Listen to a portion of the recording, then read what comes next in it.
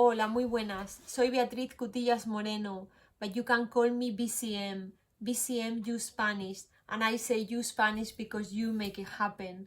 And today I'm gonna disclose to you the 3 main things that you require in order to become fluent in Spanish.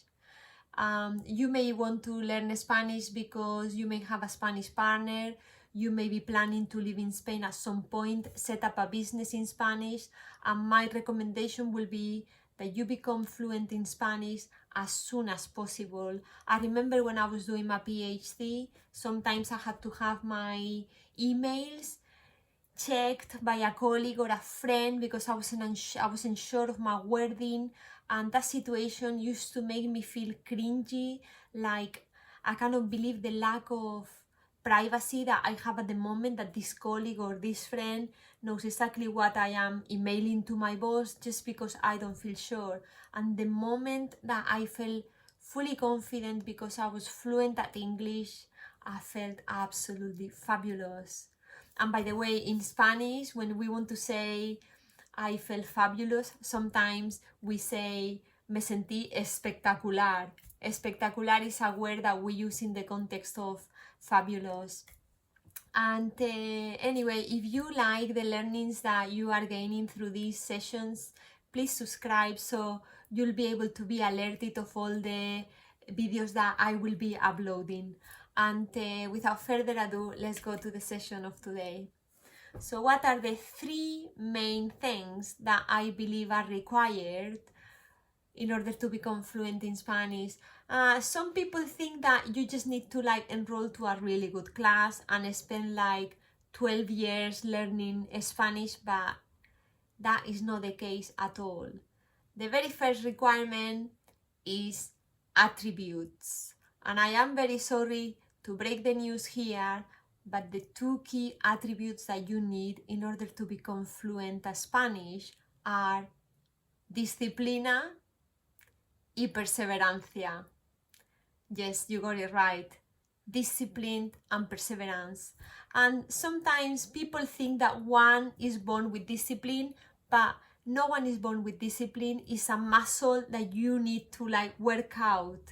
And I'm into personal development, and there is a video by Marisa Peers that is entitled Get Stuff Done, and I strongly recommend it, because I believe that the opposite of discipline is usually the result of fear, and the more disciplined that you are, the happier that you will feel, because you will achieve your objectives, that thing that you really want to get, and then you'll feel happier, more confident, and every time more and more disciplined.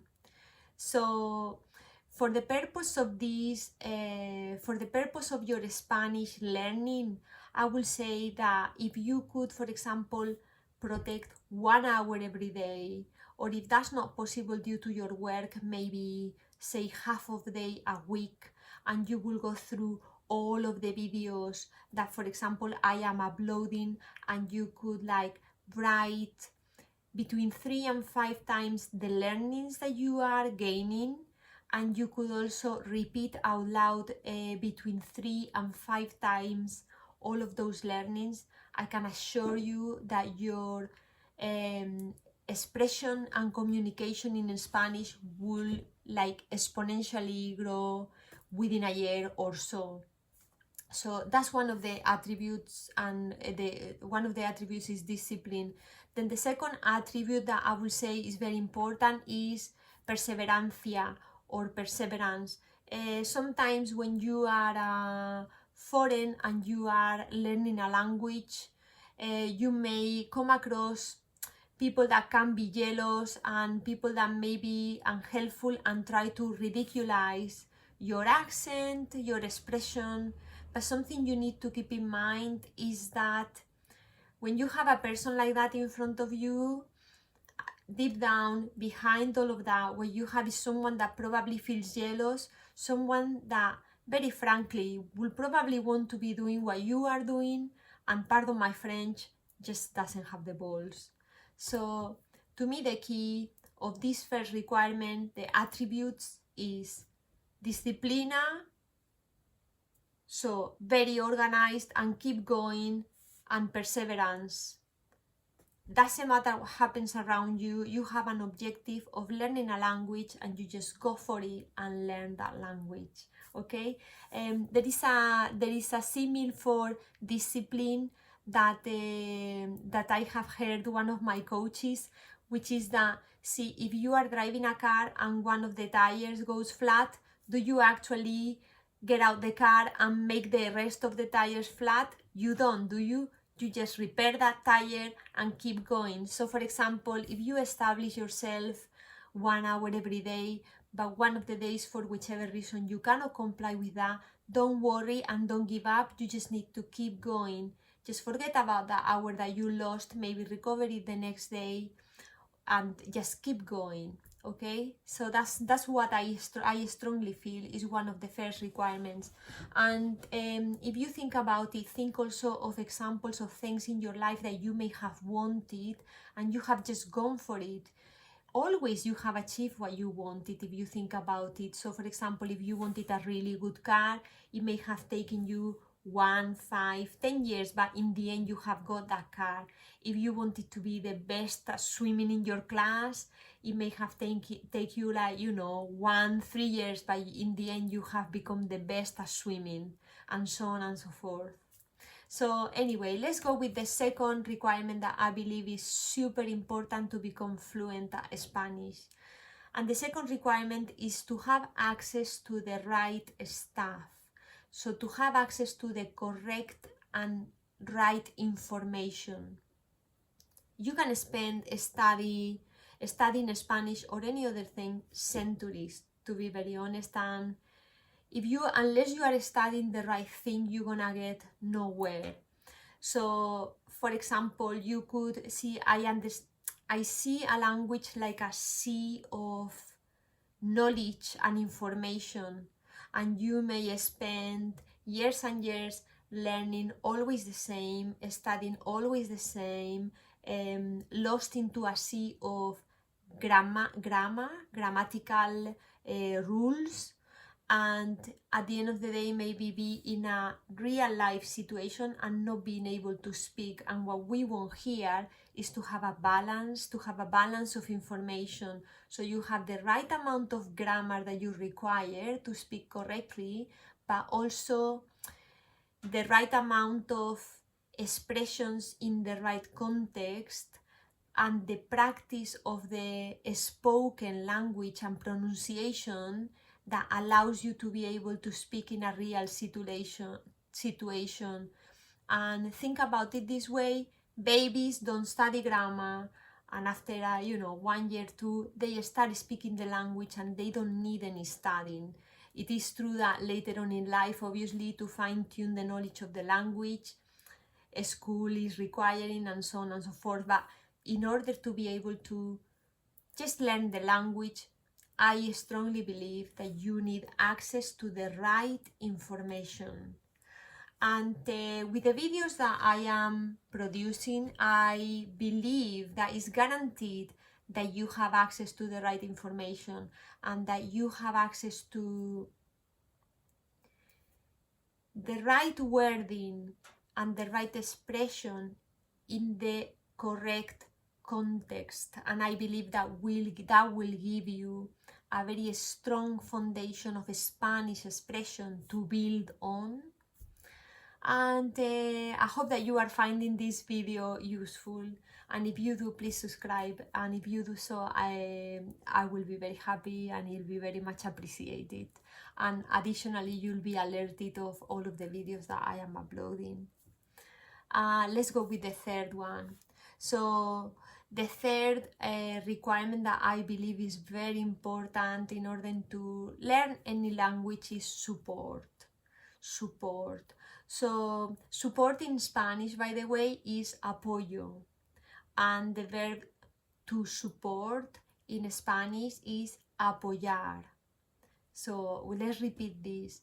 The word for support in Spanish is apoyo, and sorry, the word for support as having support is apoyo, and the verb to support in Spanish is apoyar. So it finishes in AR, or what I say, as you know in my videos, alpha R. So R, apoyar. So, and what is support? So you may have the support already next to you, or you may have to go out there, or you may need to go out there and get that support.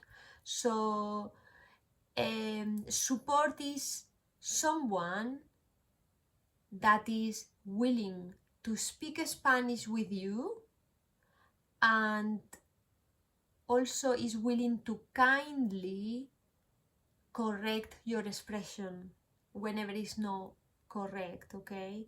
So that could be maybe your partner, it could be one of your children, it could be a work colleague, or it could be a friend or a neighbor, okay? So someone that you feel more affinity with, afinidad, you feel more affinity with that person, that you can actually connect and speak the language and be corrected in a safe environment.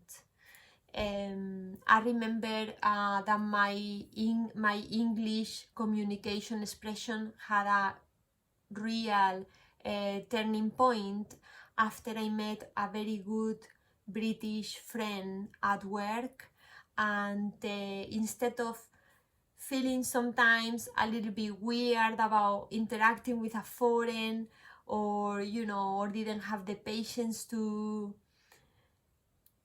to communicate with me in my early stages of working in the UK, where my English was much more broken than now, this colleague and friend had made the choice to actually take a moment to have curiosity and take a moment to understand what I meant whenever I said a sentence that it didn't quite sit, correctly to her. And then when she understood what I meant, she would then tell me what was the appropriate expression in that context in the UK in English language, and I will always be grateful to my friend for that. Okay, so it could be that you may not have that support. It could be that you may say, well, I'm planning to live in Spain, or I am actually living in Spain, but I don't feel I have this support. Or if you are in the UK, there are plenty of possibilities for you to find this support. There are groups that have exchange of English and Spanish.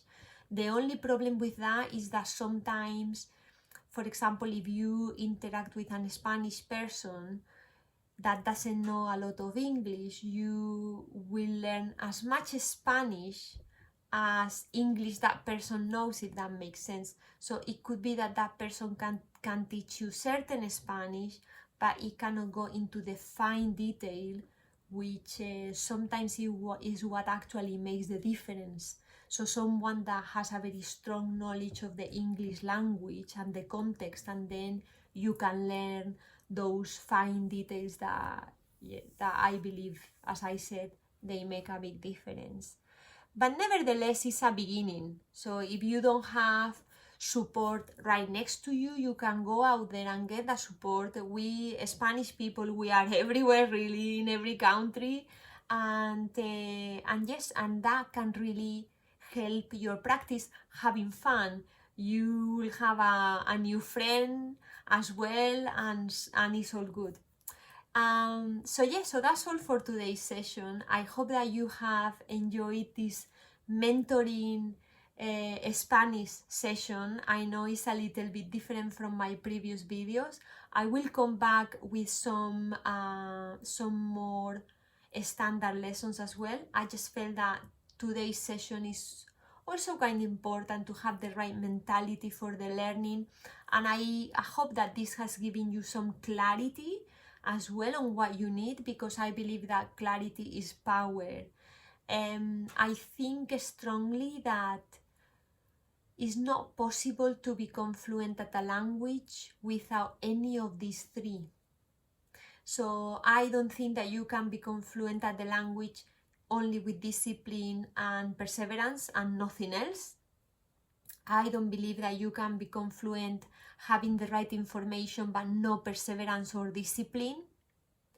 And I believe that you cannot become fluent having the first two but having no support at all, because then you never actually apply the learnings into real life situations.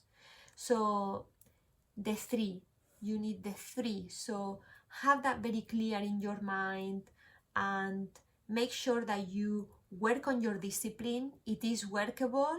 A lot of people think that when I say that I did a PhD, they think, oh, she may be so intelligent. Well, we are all intelligent in different ways.